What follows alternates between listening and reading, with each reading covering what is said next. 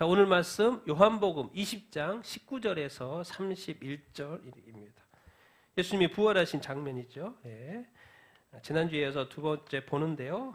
요한복음 20장 19절에서 31절 이렇게입니다. 우리 같이 한번 19절부터 같이 한번 읽겠습니다. 시작.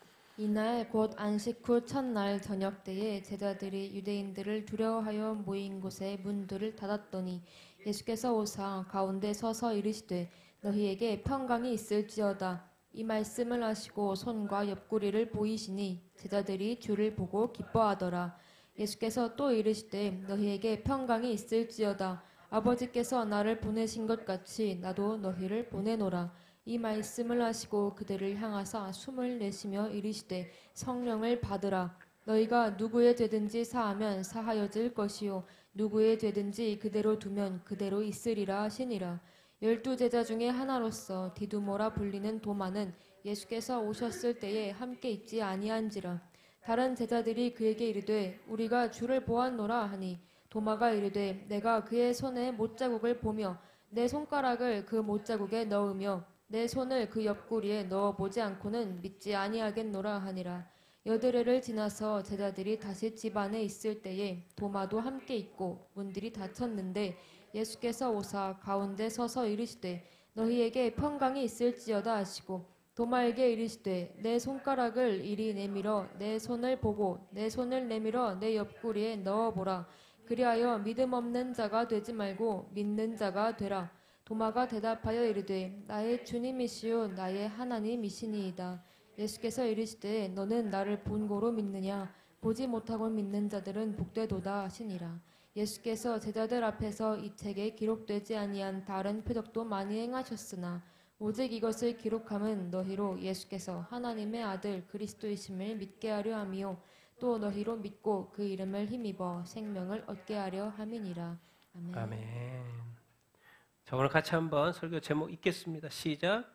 부활하신 예수님이 제자들을 만나다. 지난주에 이어서 부활을 그 장면이 이렇게인데요. 지난주에는 누구를 만났습니까? 누구를 만났어요? 막달라 마리아를 만나셨죠. 처음으로 막달라 마리아. 오늘은 누구를 만납니까? 제자들을 만나는 내용 이렇게이죠. 사진으로 보면 예수님이 이렇게 죽음에서 3일 만에 이렇게 부활하신 장면이 이렇게입니다. 그 당시에 사람들은 이 부활에 대해서 심지어 제자들도 사도들도 믿지 못했어요. 왜? 이런 일이 죽었는데 다시 산다? 예수님이 죽은 나사로를 4일 만에 살렸는데도 그것을 봤었죠. 그리고 이제 예수님이 3일 만에 또 다시 부활할 거라고 말했죠. 아직까지 뭐가 안 들어있는 거예요. 부활의 개념이 안 들어있는 거예요. 여러분의 머릿속엔 부활의 개념이 들어있습니까? 지식으로 들어있습니까? 아니면 그것을 확실히 믿고 있습니까? 정말 예수님은 실제로 부활하셨어요. 그것을 증거로 보여준 게 처음에 만난 지난주에 우리가 본문에서 봤던 누구를 만나주신 거예요? 부활하신 주님이신 것을. 부활하신 주님이 막달라 마리아를 만나줬죠. 얼마나 놀랬겠습니까? 그동안 자기 자신의 귀신 들려 살던 삶에 예수님이 구원하셔서 주님을 따랐고 따라서 이제 주님이 또 죽으시니까 모든 것을 이룬 줄 알았는데 이제 부활하신 주님을 만났으니 이제 폭발적인 삶이 되는 거죠. 지금까지도 헌신했는데 헌신의 삶을 살 수밖에 없는 막달라 마리아. 그 모든 것의 주님, 부활하신 주님. 얼마나 그 예수님에 대한 사랑이 깊고 정말 찾고 찾는 막달라 마리아였는지 무덤까지 왔고 또 주님은 막달라 마리아를 당연히 만나 주셨어요. 주님의 입장에서도 얼마나 기뻤겠습니까? 나를 이렇게 찾는 영혼에게 주님의 모습을 이렇게 처음으로 보여준다는 것 자체 주님 앞에서도 엄청나게 기쁩니다. 그러니까 주님을 찾는 자가 간절히 찾는 자가 만나게 될 줄로 이렇게 믿습니다. 여러분도 주님을 간절히 찾는 자가 되기를 축원합니다. 자, 오늘은 누구예요? 누구를 만나줘요? 제자들이죠. 궁극적으로는 제자들. 그래서 오늘 본문에 이제 제자들을 만나주는 장면이에요. 그리고 이제 부활에 대해서 공부하려면 반드시 어디를 읽어야 돼요? 고린도전서 몇 장? 부활장이 있습니다. 고린도전서 몇 장이요? 몇 장이죠? 고린도전서 15장이죠. 15장. 그렇죠? 15장 맞나요? 부활장이 있습니다. 부활장. 부활장에 보면 58절이나 되어 있습니다. 엄청 깁니다. 부활을 자세하게 설명이 되어 있어요. 오늘은 이제 제자들 만났다 하지만 거기에 보면은 또 누구 만났다. 500의 형제까지 만났다. 자세하게 설명을 이렇게 하고, 왜 40 동안 있었으니까. 여기서는 지금 바로 안식 막 부활하자마자 막달라 마리아 또 저녁에는 제자들 만나고 40일 동안 있었으니까 누구 또 500의 형제까지 만났다. 그래서 부활에 대해서 알고 싶으면은 이렇게 고린도전서를 이렇게 읽어보면 이렇게 됩니다. 그래서 오늘 이제 제자들을 만난 그런 어떤 장면들 우리가 한번 말씀을 이렇게 보도록 이렇게 하겠습니다. 우리 19절, 20절 같이 읽겠습니다. 시작. 이날 곧 안식 후 첫날 저녁 때에 제자들이 유대인들을 두려워하여 모인 곳에 문들을 닫았더니 예수께서 오사 가운데 서서 이르시되 너희에게 평강이 있을지어다. 이 말씀을 하시고 손과 옆구리를 보이시니 제자들이 보고 기뻐하더라. 아멘. 안식 후 첫날, 앞에는 안식 후 뭐요? 이른 새벽이라 그랬죠. 다른 데는 새벽이라고 되어 있고 이른 날로 이렇게 되어 있죠. 일찍이라고 되어 있어요. 20장 1절에는 그때 이제 이렇게 막달라 마리아 무덤에서 예수님이 이제 만나 이렇게 주신 거고, 이제 저녁 때 그날 같은 날 부활하신 그날 저녁 때 이제 제자를 찾아가신 것이죠. 근데 제자들은 찾았는데 유대인들은 뭐 하고 있어요? 두려워하고 있어요.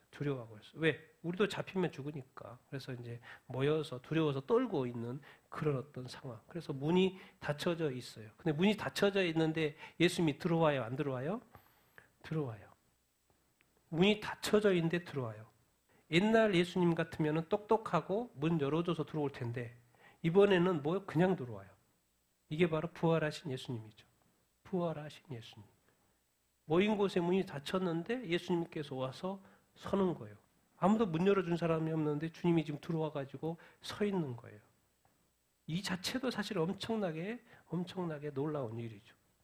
근데 주님은 자기가 자신이 주님인지 확인시켜야 되니까 뭘 보여줘요? 손과 옆구리. 손은 뭐예요? 십자가에 못 박힌 손이고, 옆구리는 뭐예요? 누가 찔렀어요? 창으로? 어디를 찔렀어요? 옆구리를 찔렀어요. 그 흔적을 보여주는 거예요. 그들은 지금 엄청나게 두려운 상태고, 또 그 주님 본 것도 사실 막 얼떨떨 하죠. 그러니까 주님이 너희에게 뭐가 있을지어다? 평강이 있어요. 평강하겠습니까? 지금 평강할 상황이 아니죠. 그러니까 놀라워하고 또 두려워하고 있는 우리 제자들에게 주님이 말하는 거 평강이 있을지어다. 근데 다른 본문에 보면 누가복음 24장에 보면 이렇게 돼 있어요. 같이 한번 읽겠습니다. 시작. 그들이 보고 놀라서 무서워하여 그 보는 것을 영으로 생각하는지라 예수께서 어찌하여 마음에 의심이 일어나느냐. 나를 만져보라. 영은 살과 뼈가 없으되 너희 보는 바와 같이 나는 있느니라. 이에 구운 생선 한 토막을 드리니 잡수시더라. 누가복음 24장 말씀인데 딱 봤는데 예수님을 봤어요. 근데 뭐로 생각했다는 거예요? 이게 육체로는 생각 못해. 그 육체의 예수님은 십자가에 못 박혀 죽었으니까. 근데 동일한 예수님이 지금 서 있는 거거든요. 그러니까 당연히 그들은 죽은 예수님이니까 이건 영으로 생각한 거죠. 근데 예수님은 뭐 의심하냐? 근데 놀랍게도 예수님이 나를 뭐 해보라는 거예요? 만져보라는 거예요. 만져보라는 건 육체가 있다는 건데 만져보라는 거예요. 영은 살과 뼈가 없어. 근데 예수님은 지금 있다 없다? 있다는 거예요. 생선도 먹어요. 그럼 영은 아니라는 거죠. 그럼 육체인데? 그래서 여기서 이제 우리한테 가르쳐 주는 게 뭐예요? 예수님의 부활은 어떤 부활이 있다는 거예요? 어떤 부활이에요? 육체적인 부활이었다. 육체적인 부활, 육체의 부활이었다는 거예요. 예수님은 이 땅에 원래는 이제 영이시죠. 하늘에 계실 때 영이었는데 육체를 입었죠. 성육신에서 육체를 입었어요. 그건 이제 뭘 보여주냐? 우리도 육체를 입고 있기 때문에 나중에 우리의 부활도 어떤 부활일 거라는 거예요?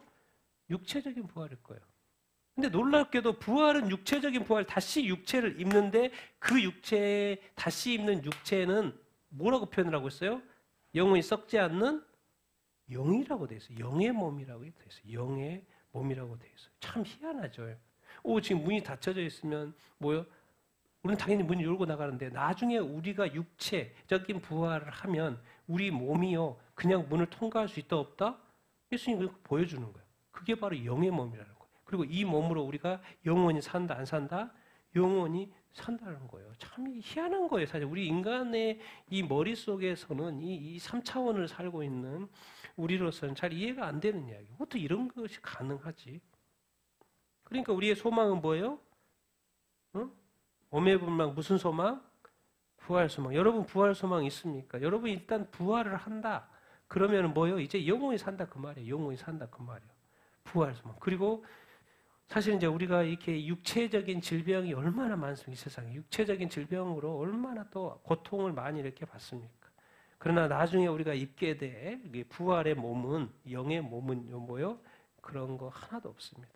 정말 온전히 영원히 온전한 몸이고 정말 이렇게 튼튼한 몸이고 썩어지지 않을 몸이고 영원히 육체적인 고통을 받을 일이 없는 그러한 어떤 몸입니다. 그러니까 우리가 이 부활의 몸, 부활의 소망을 우리가 가지고 살아야 이렇게 하죠. 예수님이 이렇게 부활하신 것은 그 예수님의 부활은 또 누구의 부활인 거예요? 우리의 부활이라는 걸 보여주는 거예요. 그러니까 예수님 더욱 믿고 싶은 거예요. 와, 예수님처럼 나도 다시 나중에 이런 육체적인 부활을 하겠구나. 그런데 나중에 말씀하세요. 나팔 소리가 마지막 나팔 소리가 딱 울리면 지금 2000년 동안 예수 믿는 사람 다 죽었잖아요. 그 죽었던 사람들이 다시 뭘 입는다는 거예요? 육체를 입는다는 거예요. 그 육체를 입고 어떻게 된다는 거예요? 휴거돼서 공중에서 주님을 만난다고 이렇게 하지 않습니까? 우리는 뭐 살았으니까 산채로 변화되어서 이제 올라가는 것이고 죽어 있는 사람은 다시 자기 육체를 입는 것이에요. 근데 변화된 육체, 영의 몸을 입고 된다라는 것을 예수님이 실제로 자기 자신이 보여줬어요. 그런데 이 상황은 뭐예요? 지금 제자들은 엄청 놀라운 거죠. 엄청 어떻게 이것도 놀라운데 또 주님은 또 놀라운 말을 하시죠. 같이 한번 읽겠습니다. 시작. 예수께서 또 이르시되 너희에게 평강이 있을지어다 아버지께서 나를 보내신 것 같이 나도 너희를 보내노라. 지금 막 엄청 얼떨결에 이 본문에 요한복음 본문 얼떨결에 엄청 놀라워하고 있는데 또 놀라운 말을 하셔요. 하나님께서 자기를 보내서 이 세상에 왔다는 거예요. 그래서 내가 33년 동안 살았고 또 3년의 공생을 했고 또 3년 동안 내가 너희를 키웠다. 특별하게 키웠다. 그래서 부활하신 주님이 딱 와가지고 이제 뭐라는 거예요? 나도 너희를 뭐 한다? 보낸다. 어디로요? 보낸다. 다른 본문에 보면 이렇게 되어 있죠. 누가복음, 마가복음 같이 읽겠습니다. 시작. 또 그의 이름으로 죄사함을 받게 하는 회개가 예루살렘에서 시작하여 모든 족속에게 전파될 것이 기록되었으니 너희는 이 모든 일의 증인이라. 또 이르시되 너희는 온 천하에 다니며 만민에게 복음을 전파하라. 이건 거죠. 예. 회개, 죄사함을 받게 하는 회개. 그러니까 회개하라 천국에 가까워하느니라. 회개를 하면 뭘 받는 거예요? 죄사함. 왜? 예수님이 십자가에 못 박혀 죽었으니까 예수님을 믿고 회개를 하면 우리가 죄사함을 받게 되는 거죠. 누구의 이름으로? 예수 그리스도. 예수님이 십자가에 못 박혀 죽었으니까 우리 죄를 위해서 예수님의 이름으로 죄사함을 받게 되는 거죠. 회개를 하면. 그래서 반드시 우리 그리스도인들은 회개를 하게끔 돼 있고 회개한 자는 반드시 이거요 세례식에 참여를 해야 됩니다. 그 하나의 도장을 찍는 거나 마찬가지죠. 그래서 그의 이름으로 죄사함을 받게 하는 회개가 어디에서 시작이 된다? 예루살렘에서. 내가 왜 3년 동안 너희를 키운지 아니? 내가 왜 예루살렘을 언제 아니? 여기가 시작 포인트야. 스타팅 포인트야. 그리고 어디까지 갈 거냐면 땅끝까지 갈 거야. 땅끝에 있는 모든 족속에게 전파될 거야. 너는 내가 3년 동안 너희를 데리고 수많은 기적들을 보여주면서 너희들한테 말했지. 뭐야? 너희들은 이 모든 일을 실제로 봤으니까 나와 같이 늘 동행했으니 너희들은 증인이라는 거죠. 너희는 온 천하에 다니며 그래서 다니라고 그랬잖아요. 그러니까 뭐요? 12제자들 요한도 그렇지만은 다른 제자들 다 다른 나라에 가서 순교했잖아요. 복음 전하다가 순교했습니다. 도만 어디까지 갔다 그래요? 보통 인도까지 갔다고 합니다. 인도. 여기저기서 해외에서 복음 전하다가 그들은 순교했죠. 주님 말씀대로 한 거예요. 온 천하에 다니며 만민에게 뭘 전해라?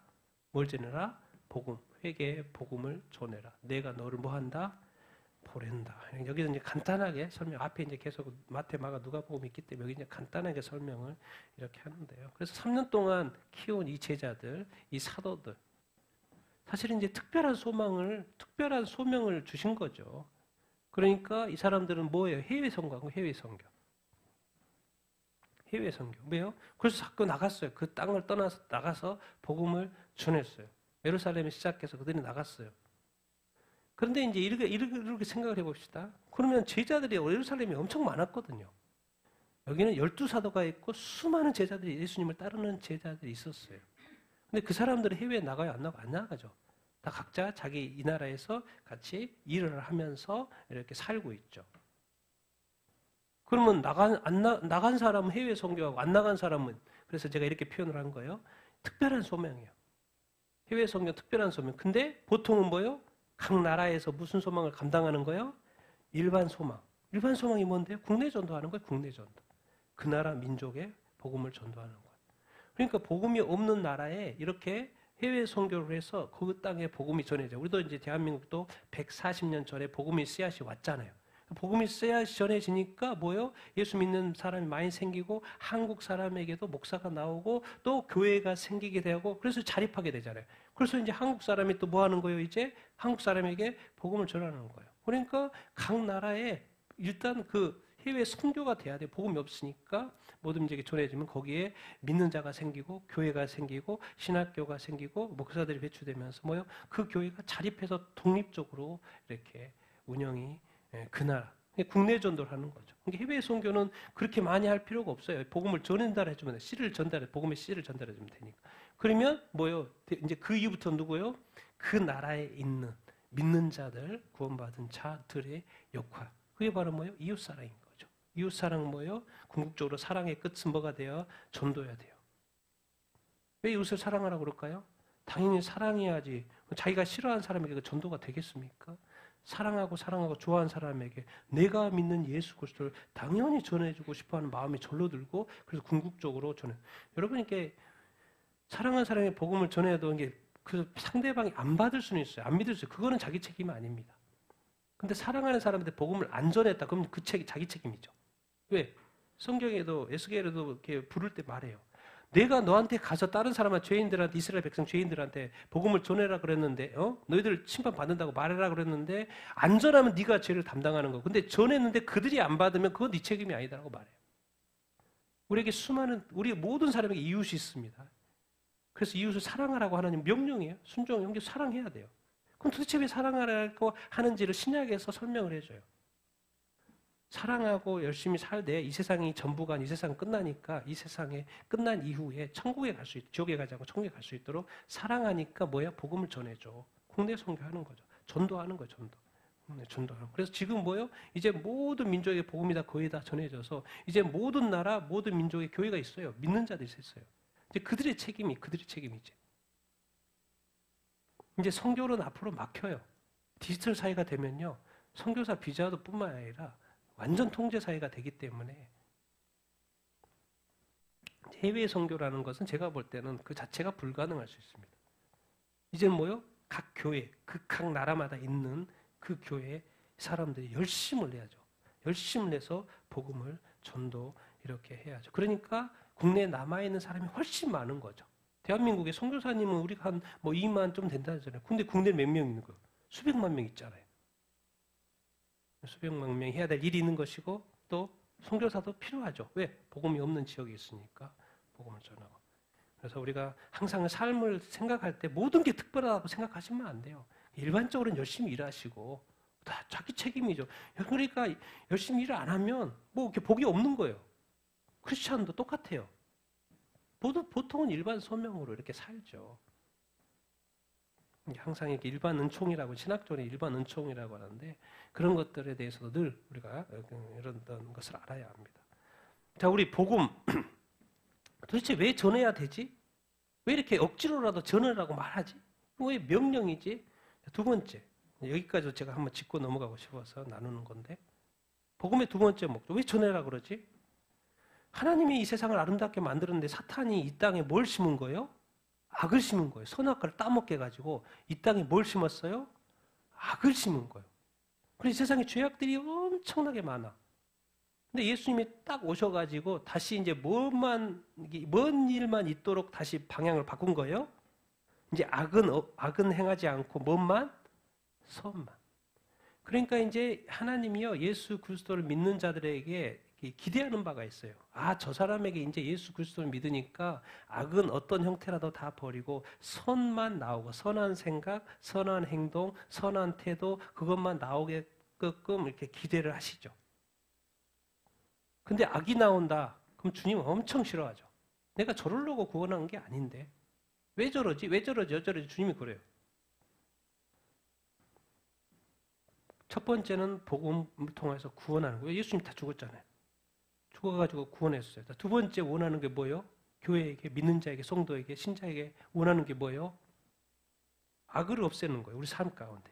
악은 어디서 나와요? 죄로부터 나오죠. 죄, 악을 없애는 거예요.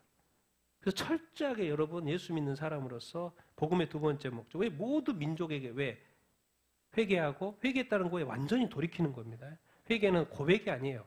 돌이키는 거예요. 리턴입니다. 완전히 돌이키는 거예요. 그러니까 우리가 자꾸 한탄하게 되죠. 와, 내가 이렇게 하나님의 뜻대로 살지 못하는 것에 대해서 한탄할 수 있어요. 그게 정상입니다. 한탄하셔야 돼요. 눈물 펑펑 흘리셔야 돼요. 주님 나를 도와주십시오. 내가 내 자신이 변화되지 않는 것을 용서하여 주시옵소서. 내가 온전히 변화될 수도 온전히 회개할 수 있도록 도와주시옵소서. 이 복음에는 그래서 이 복음이 사실 전 세계에 전달되면 궁극적으로는 이 세상은 하나님의 나라가 되는 거예요. 그런데 이 세상은 아직 누가 작동을 하는 거예요? 사탄이 작동합니다. 사탄이 작동하기 때문에 사실 교회도 뭐 우리나라도 지금 뭐 100% 복음화가 안 되잖아요. 30%에서 끝났어요. 더 이상 진도가 안 나가. 오히려 지금 줄고 있어요. 전 세계 복음화 80억이니까 더 막 50억, 60억 될 줄 알았더니 안 끝내. 어디서부터 이제 줄기 시작해요? 뭐 25억에서 이제 줄기 시작하는 거죠. 그리고 그 중에는 또 기독교가 변질되고. 그렇기 때문에 우리가 정말 이 어떤 노력이 있어야 되냐면 예수님은 왜 죽었어요? 이 세상에 악을 제거하려고, 죄를 제거하려고. 죄 때문에 죽었고 악을 제거하려고. 우린 철저하게 선을 여러분 행하기 위해서 목숨 걸으셔야 돼요. 그렇지 않으면 안 돼요. 복음의 두 번째 목적 여러분 기억하시게 되기를 바랍니다. 여러분의 삶 가운데 오직 선한 어떤 생각, 태도, 어떤 말, 선행만 있게 되기를 예수님의 이름으로 축원드립니다. 그러면 뭐가 있는 거예요? 복이 있는 거예요. 여러분 구원은 공짜로 주었지만요. 축복은 절대로 공짜로 안 줍니다. 순종해야지만이 축복을 줘요. 여러분 기도한다고 주님이 축복하지 않아요. 당연히 기도하니까 축복하죠. 근데 뭘 봐요 주님이?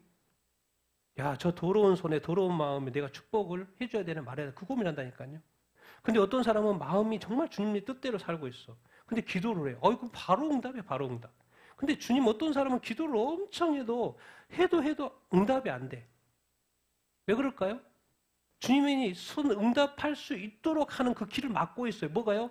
나의 죄가, 나의 악이, 나의 것이. 그러면서도 주님한테 또 응답 안 한다고 뭐라 그러고. 죽을 때까지 주님 응답 안 합니다. 죄가 가로막는다고 성경이 가르쳐주잖아요. 악이 가로막는다고 가르쳐줘요. 예수님이 도대체 왜 믿는데? 도대체 왜 죽었는데? 그런 걸 생각해야 됩니다. 이게 되게 디테일합니다. 예수 믿는 신앙이요. 축복받는 거 아주 디테일. 우리가 열심히 세상 사람 열심히 해서 축복을 받잖아요. 우리도 열심히 해서 축복 받는다니까요. 기도로서 축복을 받으려고 하지 마시고 열심히 사셔요. 열심히 노력하고 세상 사람도 잠잠하지 않고 노력하는데. 근데 한 가지 우리는요. 완전 더블로 받을 수 있어요. 더블로 받아 그리스도인들. 왜? 하나님이 보고 계시고 하나님이 축복하시니까. 낙심할 필요도 없어요. 좌절할 필요도 없어요. 염려할 필요도 없어요. 걱정할 필요도 없어요. 세상 사람은 그런 거 다 하면 사잖아요. 우리는 그럴 필요도 없어요. 이 기쁜 소식을 사실 하나님 복음, 예수 그리스도의 복음 전파라고 말씀을 이렇게 하시고 이렇게 계시죠. 난 여러분들이 정말 삶 속에서 꼭 그렇게 되기를 선행만 할 수 있게 되기를 축원합니다. 네, 쉽지 않지만 이게 싸움이에요. 영적 싸움입니다. 22, 23절 읽겠습니다. 시작. 이 말씀을 하시고 그분께서 그들을 향하사 숨을 내쉬며 이르시되 성령을 받으라. 너희가 누구의 죄든지 사하면 사하여질 것이요 누구의 죄든지 그대로 두면 그대로 있으리라 하시니라. 이렇게 말씀하고 있죠. 그러면서 첫 번째 뭘 받으라는 거요? 모든 민족에 가서 복음을 전해라. 내가 너를 보낸다. 그러면서 그냥 보내요, 안 보내요? 너 가. 이렇게 하지 않았어요. 기다려. 뭘 받고 가? 누구를 받고 가? 성령은. 내가 3년 동안 같이 있으면 내가 너희를 보호했지. 얼마나 많은 위협들이 있었어. 내가 기적을 베푸고 뭐 하고. 나 잡히지 않았잖아. 마지막에 이제 십자가 죽음 때문에 내가 잡힌 거고 3년 동안 내가 잡히지 않았잖아. 왜? 내가 함께 있기 때문에. 그럼 제자들이 어떻게 잡히지 않고 제자들이 어떻게 끝까지 복음 사역을 할 수 있는가? 뭐요? 누가 주님이 동행했던 것처럼 누가 동행해 줄 거라는 거요? 성령이. 왜? 그 예수님 급이니까. 성령님이 오셔서 너희들을 이렇게 도와줘야 돼. 그러니까 너희들은 반드시 성령 받는 것이 중요해. 몸으로 왔기 때문에 예수님은 같이 옆에 있으면 되지만 성령을 받으라는 거예요. 영 안쪽으로 받는 거니까. 몸 안으로니까 성령을 받으라고 이야기를 이렇게 하고 이렇게 있습니다. 그러면서 너도 잠깐 또 설명하겠습니다. 누구의 죄든지 사하면 뭐하고? 사해 줄 거죠. 누구의 죄든지 그대로 두면 그대로 두라. 제자들이 죄를 사해 주고 그러나 이제 앞에 설명을 했기 때문에 이제 간단하게 이렇게 설명을 하는 건데 어쨌든 여기서 우리가 놓치지 말는 건 죄의 문제구나. 죄의 문제. 이거를 이렇게 설명을 다른 구절을 보면 정확히 이해가 되죠. 같이 한번 읽겠습니다. 시작. 볼지어다 내가 내 아버지께서 약속하신 것을 너희에게 보내리니 너희는 위로부터 능력으로 입혀질 때까지 이 성에 머물라 하시니라. 믿고 세례를 받는 사람은 구원을 얻을 것이요 믿지 않는 사람은 정죄를 받으리라. 자, 성령은 어디로부터 오는 뭐다? 어디로부터? 위로부터 오는 뭐다? 능력이다. 누가 보내준다? 아버지다. 하나님 아버지께서 천국으로부터 위로부터 능력자를 보내줘요. 누구요? 예수님도 능력자를 보냈지만 누구도? 예수님이 다시 올라가시니까 성령님을 늘었죠. 제가 볼 때 우리가 신앙생활하면서요, 예수님의 어떤 능력, 은사적인 어떤 생각을 뛰어넘어서 정말 예수님이 3년 동안 능력 있게 사용했던 것처럼 이 땅에서 우리가 그리스도인으로서 예수 믿는 사람으로서 신자로서 성도로서 교회로서 이 능력을 알고 그 능력 가운데 살 수 있는 뭔가 기적을 일으키는 그런 수준이 아닙니다. 이 능력은 사실. 믿음의 역사, 거룩의 역사, 또 이렇게 어떤 치유 이런 건 기본인 거고 그 위로부터의 그 능력 그것이 입혀지는 것이 교회에겐 반드시 필요합니다. 그러니까 교회에는 성도들은 반드시 매일 뭘 구해야 돼요? 성령의 충만함을 구해야 돼요. 성령의 우리가 거듭나지만 성령의 충만함은 늘 구해야 합니다. 여러분 또 이것까지 설명하고 제가 설명하겠습니다. 믿고 세례를 받는 사람은 뭘 받는 거예요? 구원이 죄의 문제 해결되니까. 또 믿지 않은 사람이 또 생길 거라는 거예요. 다 복음 전한다고 다 믿지 않아. 안 믿어. 절대로 전도해도 안 믿는 사람 있어. 그 안 믿는 사람은 그대로 뭘 받는 거예요? 정죄를 지옥이죠. 정죄를 받을 거라고 말씀을 이렇게 하고 있습니다. 죄의 문제 해결이에요. 복음 전달하는 건 죄의 문제, 상대방의 죄의 문제 해요. 근데 그 사람은 가만히 있어봐 자기 스스로 죄를 묻으니까 너희들이 가서 그 죄의 문제를 해결해 줄 수 있다 그 말을 하는 거예요. 근데 거기에 이제 메신저로서의 전달은 뭐예요? 예수 그리스도의 십자가의 복음인 거죠. 그래서 믿고 세례까지 딱 받으면 구원이고 믿지 않으면 뭐예요? 정죄다 이렇게 말씀을 이렇게 하는 것이고. 근데 여기서 중요한 거는 이 모든 복음 과정에서 중요한 건 뭐예요? 성령 제가 볼 때. 이것을 우리 교회가 이제 많이 놓치고 성도들이 이렇게 놓치죠. 예수님 가버리셨다니까요. 그리고 누굴 보내주셨어요? 성령을 보내줬어요. 제가 늘 가끔씩 이야기하잖아요. 예수님하고 친한데 성령님하고 안 친해. 그래서 예수님이 슬퍼. 예수님이 떠나가고 성령을 보내줬는데 예수의 영을 보내줬는데 하나님의 영 성령을 보내줬는데 희한해요. 생각의 전환이 안 돼. 사고 전환이 안 돼. 믿고 있는데도 성령하고 친해져요. 성령의 충만을 받아 성령을 받아 성령의 충만을. 이게 한마디로 성령의 충만인데 성령이 강림하셔서 성령이 중생 우리의 영을 낳게 거듭나게 하시고 그 다음에 우리 안에 뭐해요? 내주 성령을 받으라고 해서 어디로 봐도 우리 안으로 받으라 그 말인 거죠. 성령이 그래서 우리 안에 내주하셔요. 그래서 성령이 내주하시면 뭐예요? 거기서 쉬어요? 텐트 치고 그 편안히 그늘에서 예수님이 성령이 우리 안에서 쉽니까? 아니죠. 뭐 하라고 오신 거예요? 사역하려고 오신 거예요. 예수님처럼 3년 동안 공생에 죽으라고 사역만 했잖아요. 그러다가 죽으시고 가신 거 아니에요. 성령님도 죽으라고 사역하러 오신 거예요. 왜? 복음의 역사, 내 안의 역사, 나를 통한 그런 역사, 그 사역하려고 오신 거예요. 그러니까 성령의 은사를 달고 오시는 거고요. 능력으로 역사하는 것이고, 이 사람은 이 능력을 주면, 이런 은사를 주면은, 이 선물을 주면, 능력이 기프트, 하나님 성령이 주시는 거니까, 이 기프트를, 선물을 주면은, 이렇게 크게 하나님의 나라를 위해서 사용할 수 있겠구나.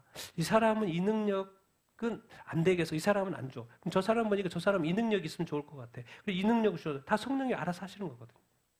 달라고 해서 그런 게 아니라 하나님 나를 사용하여 주시옵소서. 그럼 자기 장점을 알고 또 보면 나도 느낍니다. 저도 이제 약간 그 개인적으로 약간 티칭의 은사가 있다고 저는 생각을 이렇게 하거든요. 근데 성령이 주셨다고 생각을 해요. 왜? 그런 거 쉬우니까. 자기한테 뭔가 쉬운 것들이 있을 거예요. 자기가 하나님의 나라를 위해서 뭔가 이런 부분에 있어서 쉽게 할 수 있는 그런 부분들, 그런 것들이 하나님이 주신 또 성령이 주시는 어떤 은사예요. 딴 거 없어요. 복음을 위해서. 내가 그리스도인으로서 하나님의 나라에서 뭔가 하고 싶으니까. 그 뭔가 성령이 우리 안에서 역사하시는 거죠. 그리고 첫 번째 또 가장 중요한 게 성령의 인침. 자, 666 시대에 자기의 종들에게 뭘 쳐요? 666 딱 인을 친다고요. 근데 여러분 보십시오. 딱 7년 대환란 들어가도 유대인들한테는 14만 4천한테는 이마에 뭘 쳐요? 인을 쳐요. 알고 봤더니 그 인이 뭐냐면 소속이에요, 소속. 예수 믿어도요, 666 시대에는 666 받으면 지옥 간다고 되어 있습니다. 그 인이 그만큼 중요해요. 그러니까 하나님의 입장에서 성령의 인은 엄청 중요한 거예요. 성령이 내주하는 것도 중요하지만 성령이 내 안에 계시는 것이 엄청나게 중요해요. 뭐 때문에 중요한데요? 내가 하나님의 자녀라는 것도 중요하지만 뭐가 관련돼 있어요? 성령이 안에 계속 계셔야 돼. 떠나시면 안 돼. 계속 있어야 돼. 나와 뭐까지도? 부활에까지도 성경이 설명하고 있어요. 내가 부활할 때 성령이 있는 자를, 성령이 임하는 자를 본다고. 알고 봤더니 내 삶의 모든 것의 영역이 누가 역사하고 계시는 거예요? 성령이 역사.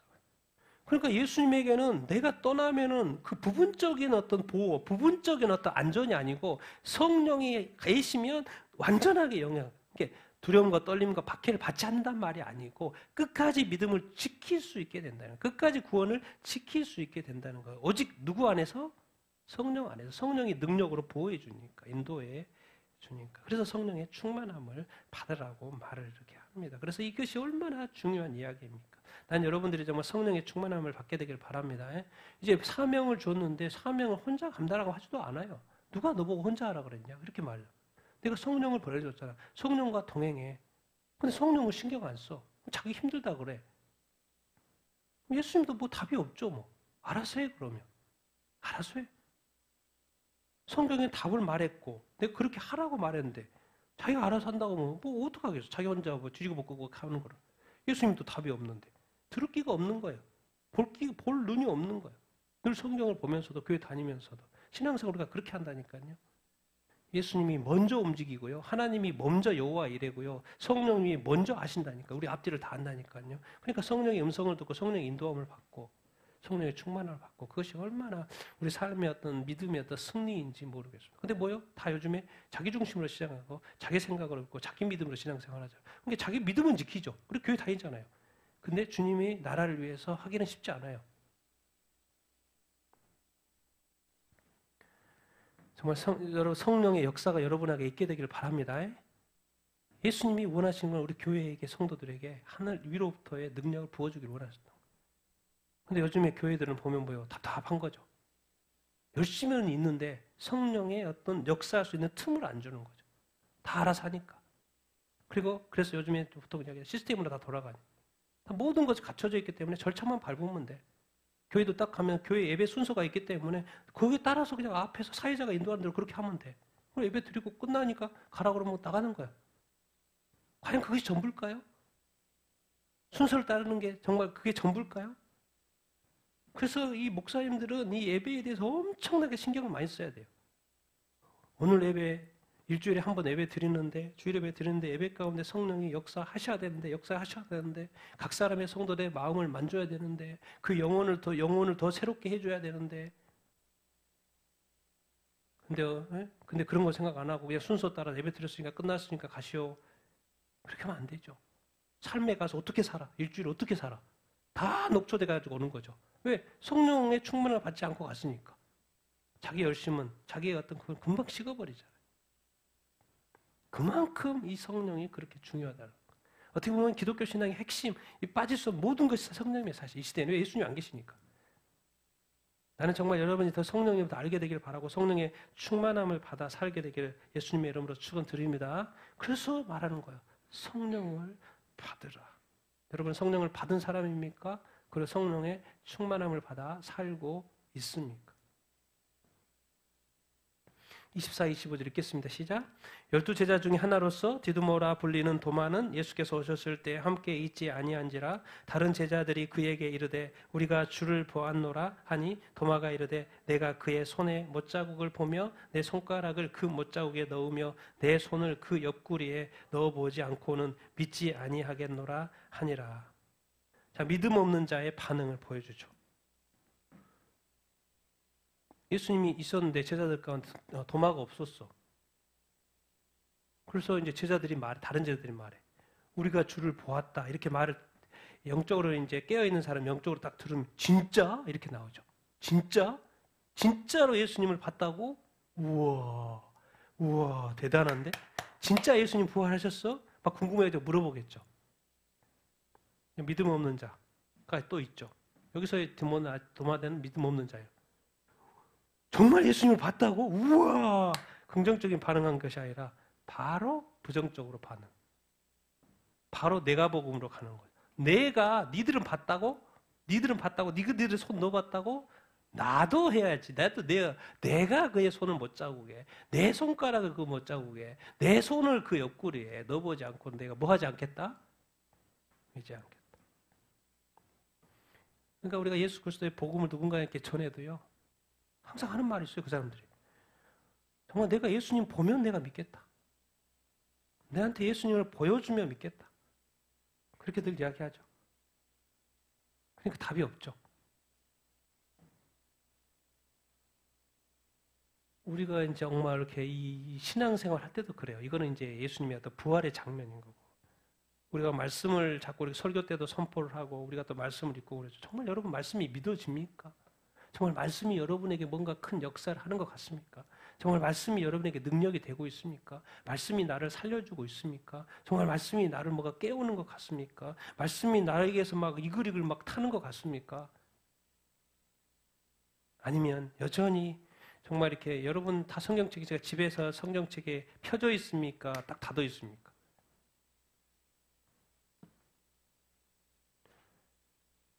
성경은 말씀은 살아 운동력이 있다고 하는데 과연 그 말씀이 살아 운동력이 있습니까?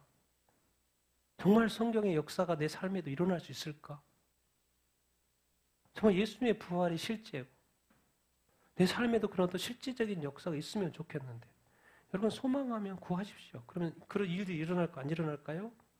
일어나요. 사실 뭐 주님 부활 보고 안 보고 하지만 다른 구절에 보면 이렇게 있습니다. 누가복음 24장 조금 전에 봤던 거죠. 저 이런 말씀이 있습니다. 같이 읽겠습니다. 시작.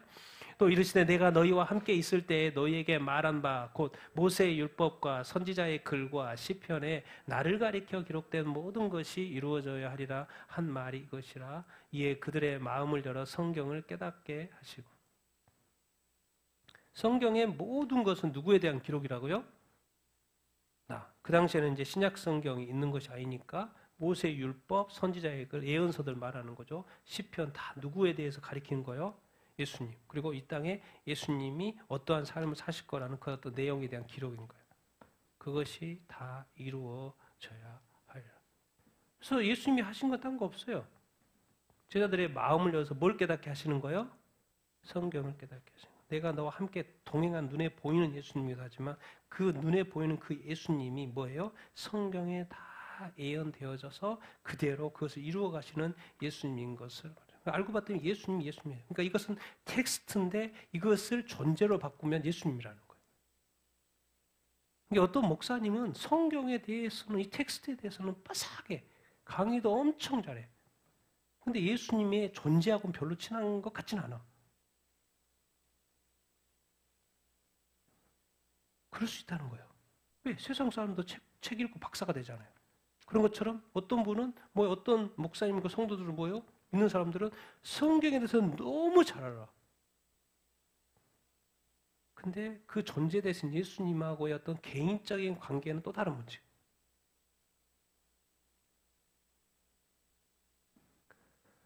성경은 다 예수 그리스도에 대한 기록이 이렇게 어입니다. 예수님과 3년 동안 동행했어도 예수님이 부활했다고 그렇게 말해도 믿어져요? 안 믿어져요? 안 믿어져요. 근데 중요한 건 기억하십시오. 이런 때가 있어요. 때 항상 그렇죠. 자, 여기서 디두모는 예수님 만나주죠. 다음 본문에 예수님을 만나죠. 그리고 나중에 도마 어디까지 가요? 보통 인도까지 가서 선교했다고 그러잖아요. 나중에는 변화됐어요. 성령 받고 변화돼서 가죠. 그러니까 어느 타임에는 좀 막히는 그 타임이 있고 자기가 못 깨닫는 타임이 있는데 어느 타임에는 그것이 하나님이 더 열어주고 근데 그것을 누가 어떻게 해야 돼요? 열망해야 돼요. 열망. 나도 변화되고 싶습니다. 나도 온전히 회개하고 싶습니다. 나도 죄를 멀리하고 싶습니다. 나도 항상 선만 선택하고 싶습니다. 나를 도와주십시오. 그런 간절한 마음이 있어야지 그런 역사가 일어나지 않겠습니까? 근데 여전히 정말 감사한 것은 도마가 계속 저러고 있으니까 이제는 주님이 직접 찾아오셔. 이게 바로 이 예수님의 은혜입니다. 같이 읽겠습니다. 시작. 8일 후에 제자들이 다시 집 안에 있을 때 도마도 함께 있고 문들이 닫혔는데 예수께서 오사 가운데 서서 이르시되 너에게 평강이 있을지어다 하시고 도마에게 이르시되 내 손가락을 이리 내밀어 내 손을 보고 내 손을 내밀어 내 옆구리에 넣어보라. 그리하여 믿음 없는 자가 되지 말고 믿는 자가 되라. 도마가 대답하여 이르시되 나의 주님이시오 나의 하나님이시니이다. 예수께서 이르시되 너는 나를 본고로 믿느냐? 보지 못하고 믿는 자들은 복되도다. 그렇죠? 8일이 지났어요. 그리고 주님은 거기 안 계셨지만 도마가 하는 이야기를 들었어요. 이제 뭐 부활하신 주님이 다 알고 있죠. 그래서 도마를 구원하기 위해서 오시죠 다시. 도마를 내버려 두지 않아요. 이렇게 12제자로 이렇게 뽑은 이유가 있고 그래서 처음에는 실망스럽지만 도마가 다시 한번 부활이라는 건 사실 옳게 믿기 힘든 것이고 그래서 다시 한번 불쌍히 여기는 마음으로 다시 제자들에게 찾아옵니다. 동일한 형태로 동일하게 또 문이 닫혀 있어요. 전에 제자들 있을 때도 문이 닫혀 있었고 근데 지금도 문이 닫혀 있어요. 근데 예수님이 들어와요 안 들어와요? 들어와요. 동일하게 똑같이 연출이 됩니다. 동일하게 예수님이 들어오시고 동일하게 또 말씀하십니다. 너에게 평강이 있을 때. 전에 도마가 보지 못했고 경험하지 못했고 들었지 못한 그 말을 동일하게 도마에게 해줍니다. 문이 닫혀 있었는데 들어오시고 동일하게 말도 평강이 얼마나 이 선하신 주님이십니까? 얼마나 선하신 예수 그리스도입니까? 이 한 영혼을 귀하게 여기는 도마에게 이르되 내 손가락을 내밀어. 어떻게 하셨어요? 내 손가락을 보고 내 손가락을 내밀어 내 옆구리에 넣어보라. 정말 내가 이렇게 말한 거 주님이 다 듣고 계시는구나. 그리하여 뭐가 되지 말고 믿음 없는 자가 되면 뭐가 되라? 무조건 이 세상에 딴 거 없어요. 무조건 믿는 자가 돼야 돼요. 안 믿으면 지옥이니까. 그것 때문에 예수님 오셔서 구원하러 오신 거니까. 너 무조건 믿어야 돼. 믿음 없는 자가 되지 말고 내가 다 할게. 예수님이 하실 수 있는 도마에게 할 수 있는 모든 것 다요. 자, 나 나타났지. 네가 찔러봐. 결국 부활하신 예수 그리스도 믿어보라는 거야. 믿으라는 거야. 믿음 없는 자가 되지 말고 뭐가 되라? 믿는 자가 되라. 3년 동안 이렇게 동행을 했기 때문에 바로 반응 나옵니다. 일반 사람들이 이게 반응이 이렇게 빨리 안 나올 수 있죠. 근데 3년 동안 동행했던 도마에게는 바로 나와요. 답이. 나중에는 베드로가 뭐라고 고백했습니까? 주는 그리스도시요 살아계신 하나님의 아들이었습니다. 이렇게 고백했죠. 근데 도마의 고백은 뭐예요? 3년 동행하고 부활하신 주님을 만난 이후의 고백은 뭐예요? 나의 뭐다? 주님이시고 나의 뭐다? 하나님. 예수님이 누구라고 고백해요? 하나님. 예수님이 하나님이라니까요. 자, 3년 동안 동행해서 수많은 기적을 일으키는 거 봤어. 그 당시에는 하나님의 아들로 기억을 했어요. 하나님의 아들이니까 저 정도 하지. 근데 이제 누구를 만난 거예요? 부활하신 예수님을 만난 거예요. 그러니까 여기 한 단계 더 나가요. 뭐라고 고백해요? 나의 하나님이라. 여러분, 이 예수 그리스도 누군가가 이게 핵심이에요, 결국. 예수 그리스도는 요한복음 1장이 뭐예요? 창조주예요, 창조주. 성부, 성자, 성령이 세상을 같이 창조했다고 나와. 그 중에 예수 그리스도도 같이 창조했다고 나오는. 그래서 요한복음에 예수님은 이렇게 하나님이시다, 창조주다 설명하고, 도대체 인간을 입고 온 구원자다. 인간을 입고 온 구원자다. 그래서 구원하시면서 뭐예요? 이제 내가 너를 위해 죽었으니까 네 목숨은 내 거야라고 말하면서 뭐로 바뀌는 거예요? 나의 주님이라는 거. 나의 주님이라는 건 주인이라는 거예요. 그 당시의 사회에는 이 주님이라는 게 아주 익숙합니다. 왜요? 주인이 있고 누가 있는 거예요? 집에는 항상 종들이 있어요. 주인이 있고 종들이 있으니까 주님 하면은 완전히 이제 그 집안 나의 주인인 거예요. 주인 개념이. 근데 우리는 지금 그 평등 사회다 보니까 이 개념이 아주 약하죠. 그리고 우리도 보니까 막 우리 삶을 살아도 우리 주님은 나의 구원자로만 사는 사람이 얼마나 많아요. 지금은 평등 사회다. 우리 자유주의 살다 보니까. 여러분 무슬림이나 힌두교나 그 사이만 살아보십시오. 남편은 하늘이죠, 하늘. 어떻게 뭐 자기가 같은 급으로 여겨요. 사람, 여자들 사람 취급도 안 하는데 얘들 뭐 사람 취급도 안 해. 남편들은 하늘이에요. 그 개념이에요. 이슬람 사회에서 그 개념이에요. 근데 우리는 뭐요? 자유를 주고 평등 사회가 되니까 이게 약해. 그러니까 우리가 마음대로 생활하는, 마음대로 신앙생활하는 거예요. 근데 엄밀하게 3년 동안 동행해본, 경험해본, 부활한 주님을 만나본 도마의 입장에서는 나의 뭐라고 고백해요? 주님이십니다. 그리스도로 끝나면 안 돼. 나의 구원자로서 끝나면 나의 뭐까지 가야 돼요? 주님까지 가요. 나의 주인. 하루를 시작하고 하루를 마감하면서 주님께 묻고 대답하고 주님 내가 오늘 주님의 뜻대로 살게 하여 주시옵소서. 오늘 하루 내가 주님의 뜻대로 살았습니까? 주님이시면서 뭐다? 하나님. 예수님 고백하잖아요. 예수님을 제대로 알면 하나님이라고 고백한다니까요. 요한복음에서 가르쳐 주는 것이고 나중에 다시 오실 재림하실 예수는 누구로 오신다는 거예요? 인간의 수로 오지 않아요. 뭐로 와요? 하나님으로 오시는 거예요. 그러니까 2000년 전에는 어디서 태어난지 베들레헴에 태어났기 때문에 몇 사람 보고 애기 보고 그랬는데 뭐예요? 나중에는 뭐예요? 모든 민족이 본다 그러잖아요. 하나님 예수로 오시니까 모든 사람이 모든 민족이 보고 애곡한다고 돼 있잖아요. 모든 민족이 본다니까요. 차원이 틀립니다. 나중에는 하나님 예수님으로 오신다. 그리고 믿어야죠. 하시는 말, 너는 나를 뭐하러? 본고로 믿느냐. 지금 봤으니까 믿는 거 아니야. 조금 전에 못 믿겠다 이렇게 말했잖아요. 근데 보지 못하고 믿는 자들 뭐하다? 복되도다. 그렇죠. 2000년 동안 교회 시대는 안 보고 예수님이 가버렸으니까 안 보고 믿는 거, 성경만 보고 믿고 전도하고 받고 믿고 있잖아요. 보지 않고 믿는 자들은 뭐다? 복되도다. 동일한 구원을 받으니까. 그래서 보지 않고 믿는 자. 여러분 기억하십시오. 우리는 지금 성경을 읽고 있고 성경을 통해서 예수님 본 적도 없고 만난 적도 없고 직접 목소리 들어본 적도 없고 부활의 주님 만난 적도 없어요. 가버렸으니까. 성령만 계시고. 근데 우리가 이제 기억하는 건 뭐예요? 성경 기록은 뭐다? 사실이고 역사예요. 실제 역사예요. 그러니까 우리가 믿으면 성경이 사실이고 하나님이 사실이고 예수님이 사실이고 성령님이 사실이고 구원이 사실이고 십자가가 사실이기 때문에 우리 죄사함이 사실이기 때문에 그냥 우리가 믿으면 이게 텍스트 같지만 이게 믿으면 그것이 뭐가 되는 거예요?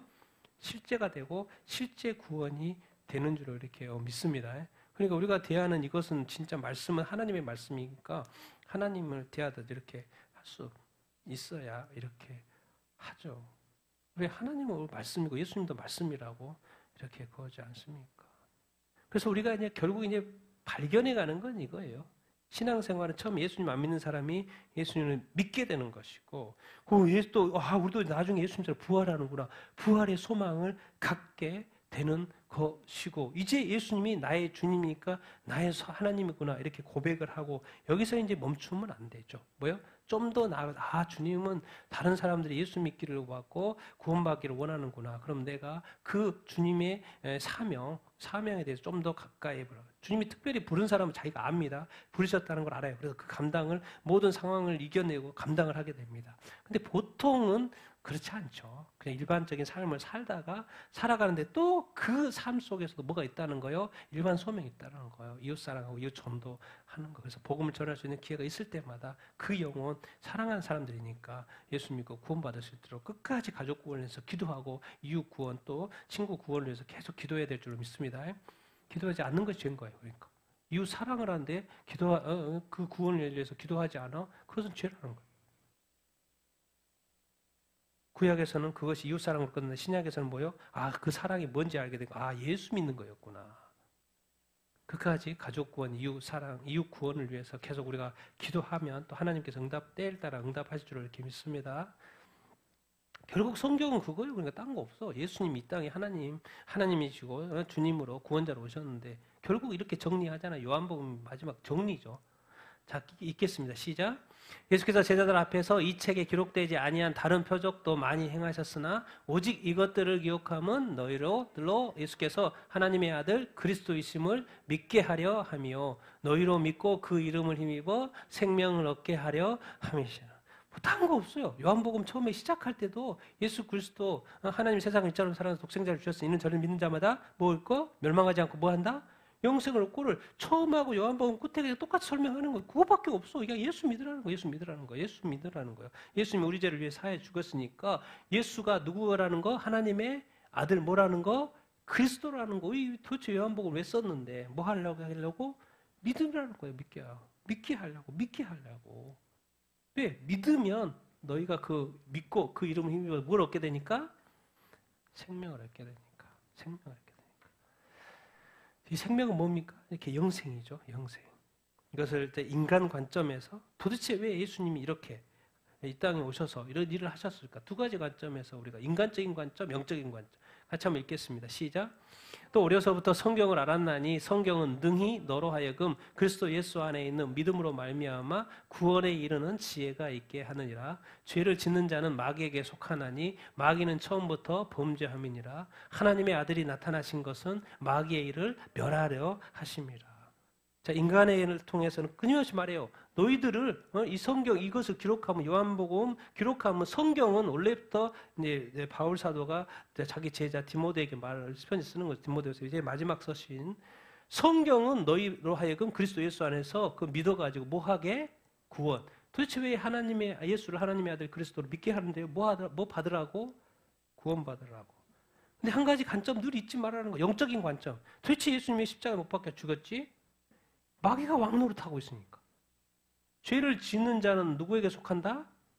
마귀에게 속한다. 마귀는 처음부터 뭐예요? 범죄. 처음부터 하나님 박았거든. 처음부터 하나님을 대적했거든요. 그래서 죄를 처음 인간부터 건드렸어. 하여튼 하나님이 이 사탄만 생각하면 치가 떨려. 하늘에서도 난리 피고 또 하나님 이 땅을 만들었는데 이 아름다운 땅을 뭐예요? 또 첫 번째 인간을 또 속여. 빼앗아. 정말 치가 떨립니다. 약한 마귀 생각하면. 이 아름다운 땅, 의롭고 정말 정의롭고 공의롭고 그런 땅을 다 죄로 그냥 죄악으로 그냥 가득가득 채워놨으니 처음엔 하나님이 하도 열받아가지고 뭐예요? 홍수로 쓸어버린 거고 나중에는 뭐예요? 이제 불심판 한다 그러죠. 이 하도 이제 이 마귀를 가만히 놔두겠습니까? 영원히 불고 물이 아니라 영원히 유황 불못에 성경이 다 가르쳐주고 있죠. 요한계시에 나와 있고. 마귀는 처음부터 범죄. 하나님의 아들 예수 그리스도가 이 땅에 2000년 전에 왔습니다. 나타나신 거 뭘 멸하려고? 마귀가 있고 마귀가 일은 뭐예요? 죄 짓는 거예요. 죄. 그것을 멸하려고. 그러니까 선악과에서 악의 열매가 이 세상에 많이 죄의 열매가 많이 악한 마귀가 꿈꾼들의 계획대로 그렇게 일어났어요. 그것이 계속 맺히는데 뭐예요? 그것을 끊으려고 하는 거예요. 왜 우리가 예수 믿고 우리 안에서 끊어져야 되는 게 뭐예요? 죄예요. 그리고 뭐예요? 악이 끊어진다니까. 우리가 예수를 믿지만 죄를 짓는 순간 하나님 어떻게 생각해요? 저 또 마귀한테 가버렸네. 그렇게 생각하신다니까요. 그러니까 이것은 죄인데 그러면 바로 뭐 하라는 거예요? 뭐 하라는 거예요? 회개하는 거예요. 여러분 의지적으로 해결하는 거예요. 여러분 잘못 우리가 지금 천국과 지옥 가는 거 나의 의지야, 나의 믿음, 나의 선택으로 되어 있는데 내가 죄를 지으면서도 그걸 가만히 놔둔다고 나 그럼 천국 나 지옥 가도 되겠다 이런 식으로 생각하는 거나 마찬가지라니까요. 그러니까 이건 안 되는데 빨리 뭐 하게 돼요? 회개해야 하는 거예요. 그러니까 궁극적으로 예수 그리스도를 믿는다는 건 예수님께서 나타나신 것은 마귀의 일, 사실 이제 뭐 내가 구원받고 안 받고 차이지만은 더 큰 영역에서는 뭐냐면 이 마귀, 이 땅에서 하나님의 나라를 하나님 이 세상 아름답게 창조했는데 그것을 망가뜨리려고 마귀가 이렇게 다 망가뜨려 놓으니까 예수님이 다시 회복하러 오신 거예요. 그래서 마귀의 일을 그래서 이 땅의 죄악들을 다 걷어내고 이제 선한 것만, 의로운 것만, 거룩한 것만 있게 하시려고 이렇게 오셨는데 그런 거다. 영적인 관점에서, 영적인 관점. 궁극적인 건 뭡니까? 이게 한마디로 이렇게 정리하면 이거 같이 한번 읽어보겠습니다. 시작. 하나님은 예수를 통해 인간을 구원하고 마귀를 멸하여 성도들과 함께 다시 시작하는 영원한 하나님의 나라. 2000년 전에 태초에 2000년에 태초에 하나님의 나라를 시작을 했는데 그럼 하나님 천국 계시고 인간 여기 있고 그래서 교제 왔다 갔다 하면서 교제했는데 그게 중간에 그냥 마귀가 끼어들면서 망쳐버린 거예요. 그러니까 예수 그리스도를 보내셔가지고 인간은 구원하고 마귀는 뭐예요? 그건 이미 마귀는 심판을 받았다니까요. 나중에 처벌을 받는 것이고 심판 이미 받았어요. 근데 인간에게는 아직 기회가 있어 심판 받은 게 아니에요. 지금은 구원의 때예요. 심판의 때가 아니고 구원의 때. 그래서 예수 그리스도만 믿으면 뭐 하는 거예요? 구원을 받는 거예요. 그럼 도대체 왜 이런 역사가 일어나지? 처음에 실패했어 하나님의 나라가. 그랬는데 다시 예수 그리스도를 통해서 이제 성도들은 예수 그리스도를 믿는 사람이니까 믿는 사람과 다시 뭘 시작하는 거예요? 하나님의 나라를 시작하는 거예요. 새하늘과 새 땅. 이제 다시 시작하는 거예요. 정말 이 하나님이 이제는 죄악이 없는, 그래서 너희들이 그토록 원하는 그 어떤 행복과 영생 복락을 내가 누리게 해주겠다는 거예요. 예수 그리스도만 믿으면. 그리고 너희들은 이제 나와 함께 영원히 살게 됐다. 사실 태초에 이 죄를 범죄하기 전 아담 하와의 그 전에 그 세계로 다시 돌아가는 거예요. 영생 복락. 그때는 이제 인간이면 1000년 사나? 어이구, 그래도 오래 살겠지. 그런 생각을 했는데 지금 시대는 뭐요? 영원히 산대. 이제 더 이상의 죄가 없이. 이게 이렇게 정리되는 거예요, 그래서. 그래서 마귀를 말하는 거예요. 우리 생각에는 뭐 죄악을 싫어하는 마음이 있어야 돼요. 싫어하는 마음이 있어야 돼요. 여러분 안에, 그러니까 이런 표현이 있잖아요. 내 마음의 천국을 이룰 수 있는 훈련을 해야 된다니까. 진짜 천국은 우리가 나중에 더 이상한 거고, 지금 이 시대에 이런 내 마음의 천국을 이루는 거예요. 내 마음의 천국. 그럼 내 마음의 천국이 이루어지려면 뭐예요? 내 안에서 뭘 마귀를 걷어내는 거예요. 죄, 악을 걷어내는 거예요. 그것은 여러분 자신에게 달려있어요. 그래서 여러분이 그렇게 그것을 내 마음의 천국을 이루어 사냐? 아니면 내 마음의 지옥이든지 천국이 지옥이든지 왔다 갔다 하든지 사냐? 그건 이제 우리 각자의 책임인 거죠. 그것까지 뭐 주님이 어떻게 할 수 없으니까. 선택은 본인이 하는 거니까. 근데 주님은 내 마음의 천국을 이루어야 된다고 말씀도 하셨고, 이룰 수 있다고 말씀을 이렇게 하죠. 그러니까 우리는 뭐예요? 인간은 구원하고 누구하고 계속해서 싸워야 된다? 마귀하고 영적 싸움을 계속 해야 합니다. 왜? 마귀는 딴 거 없어요. 우리를 무너뜨리려고, 우리가 걱정, 근심 이런 것들을 계속 주게 하니까. 근데 우리 마음 안에 평안을 계속 깨려고 하니까. 그게 마귀의 이게 목적이에요. 존재 목적이에요. 왜? 하나님의 것은 다 그냥 깨고 싶으니까. 하나님하고 마귀는 영원히 벌어져 있고 상태예요. 하나라도 건들려고 하는데 주님이 마귀가 나를 건들려고 하면 마귀 떠나라 말씀하셔야 돼요. 가만히 있으면 안 돼요. 가만히 있으면서 자기가 공격을 받으면서 떠나라 말도 못하고 당하고 있으면 그럼 네가 당해야지 어떡하겠어요. 구해달라고 기도하지도 않고 구해달라고 해도 또 구해줄 거 아니에요. 여러분 구원은 공짜지만요. 이 삶의 축복은요 달라요. 순종이 센다니까요. 기도하라고 했으면 기도해야 돼요. 섬기라고 했으면 섬겨야 돼요. 순종하라고 했으면 순종하라고 해요. 행하라고 했으면 해야 된다니까요. 영적으로 보면 그리스도인이 가장 게으를 수 있어요. 안 믿는 사람은 열심히라도 하지. 근데 그리스도인들은 어느 순간부터 예수 믿고 난 모든 것들이 막 다 주님이 다 하실 거라고 믿고만 살고 있는 거예요. 구원은 그렇게 하셨죠. 근데 축복은 전혀 다 차원이 다릅니다. 열심히 살고 열심히 노력하고 최선을 다해야 하죠. 여러분 우리에게 의지를 주셨지 않습니까? 헛된 데 쓰지 말고. 그래서 마지막 정리. 같이 읽어봅시다. 시작. 예수 천국, 불신 지옥입니다. 예수 믿어야지 천국 가는 거고 예수 믿지 않으면 어디 간다? 지옥에 간다. 예수 천국, 불신 지옥. 이거 요한복음의 어떤 정리가 이렇게 합니다. 그래서 예수께서 이 글을 쓴 것은 예수께서 하나님의 아들 그리스도이심을 믿게 하려 하는 것이다. 생명 주고 싶다. 영생 주고 싶다. 나와 같이 한번 이제 다시 한번 새롭게 시작해보자. 그런 말씀이에요. 얼마나 이 하나님의 사랑, 하나님의 크신 사랑, 하나님의 선한 의도, 하나님의 어떤 좋은 것을 우리한테 보여주고 요한복음 통해서 보여주고 이렇게 있습니까? 정말 이 좋은 하나님을 우리가 가까이 하고 예수님께 감사하면서 성령의 충만함을 받아서 이 땅에서의 삶도 우리가 영적인 죄악들과 싸워서 이기고 정말 우리가 정말 영원한 하나님의 나라 다시 시작해야 되지 않겠습니까? 그래서 다시 뭐 주님 오시면 당연히 시작이 되겠지만은 지금 내 마음의 천국은 내 마음의 천국을 이루어 가자라는 거예요. 천국을 내 안에서부터 이루어져 가자라는 거예요. 주님이 도우시고 성령이 도우실 줄 이렇게 믿습니다. 그래서 부활하신 주님이 우리에게 원하신 것이 뭐겠습니까? 내 마음의 천국을 이루고 또 다음 뭐 천국은 당연한 것이고 이루고 영적인 싸움에서 이기고 항상 죄악을 멀리하고 선한 것을 우리의 마음에 품으면서 이렇게 살아가고 선행을 행하면서 살아가고 또 더 나아가는 주님이 사실 더 원하는 거예요. 우리가 좀 더 준비되면 우리한테 미션을 주십니다. 야, 너 저 사람한테 가서 복음 좀 전해봐. 미션 주세요. 근데 안 그러면 또 주지도 않죠. 또 어떤 사람도 해도 순종하지도 않고 주님을 기쁘시게 하는 삶, 주님 나를 사용하여 주시옵소서. 이런 어떤 늘 준비된 삶을 우리가 살아야 되지 않겠습니까? 나는 그렇게 주님을 기쁘시게 하고 주님의 뜻을 이루는 여러분이 다 되기를 예수님의 이름으로 축원드립니다. 이제 예수님의 부활은 누구의 부활이다? 나의 부활이야. 부활 소망을 가지고 여러분 다 살 수 있게 되기를 축원합니다.